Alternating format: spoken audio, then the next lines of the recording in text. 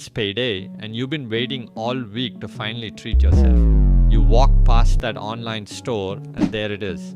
That thing you didn't even know you wanted. But suddenly, it feels like you need it.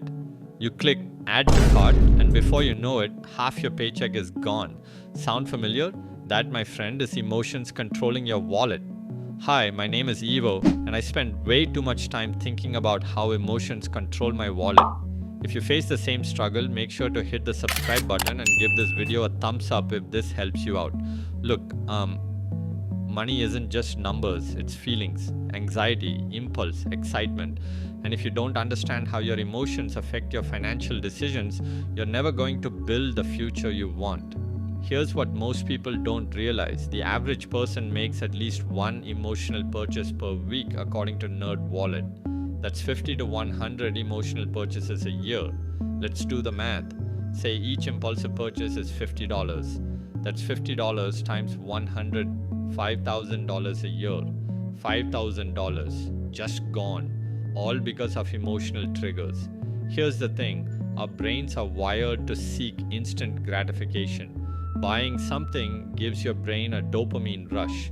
The same chemical you get from chocolate or social media.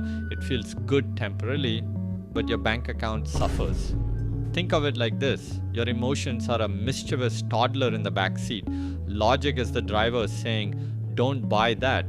But the toddler keeps screaming, yes, yes, buy it. And eventually you give in. That's your wallet swerving off course. Most people assume financial mistakes happen because of lack of knowledge. Wrong. Even financially literate people overspend by 20 to 30% when emotions take over, according to the American Psychological Association. So yeah, you can know all about budgeting and investing, but one emotional purchase can undo months of planning. There are three main triggers hijacking your wallet. Stress, rough day, you buy something to feel better.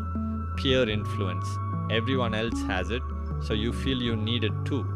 Instant gratification, you want that rush now, not later. Here's what most people don't realize. Our brains are hardwired for loss aversion. Seeing a limited time offer triggers the fear of missing out. Suddenly, your brain tells you buy it or regret it forever. Quick example, a $100 item, your brain frames it as losing $100 worth of happiness if you don't buy it. That's powerful, even if you don't need it. Now, you might be thinking, Evo, I can just track my spending. Look, tracking is important, but emotions often override logic. A $20 latte seems harmless, but $5 a week is $100 a month, $1,200 a year, and your brain will rationalize it. I deserve this. Sound familiar? Alright, here's what you can do immediately.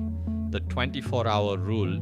For purchases over $50, wait 24 hours, your emotional brain cools down. Budget for fun. Allocate a small guilt-free amount each month, like $100. Knowing its plan reduces impulsivity. Track emotional triggers. Keep a spending diary and note how you felt. Recognizing patterns is half the battle. Automate savings. Pay yourself first. Make savings automatic so spending emotionally doesn't hurt your goals. Think of it like training a puppy. You can't just tell it, don't bite. You guide it, reward the good behavior, and eventually it learns. Your wallet works the same. Here's what most people don't realize. Emotions aren't the enemy, they're signals. They tell you what matters to you. The key is learning to listen, but not obey blindly. If you apply these simple strategies, you can regain control. That $5,000 a year in emotional spending could instead go to investments, vacations, or paying off debt. Imagine the difference in 5 years. Look, nobody's perfect. We all make mistakes, but every step you take to understand your emotions around money is a step toward financial freedom. So here's what I want you to do. Pick one strategy from this video, maybe the 24-hour rule, maybe budgeting for fun, and start today. Comment below which one you'll try and let's hold each other accountable. Don't forget to subscribe and hit that thumbs up. You've got this, and I'll see you in the next one.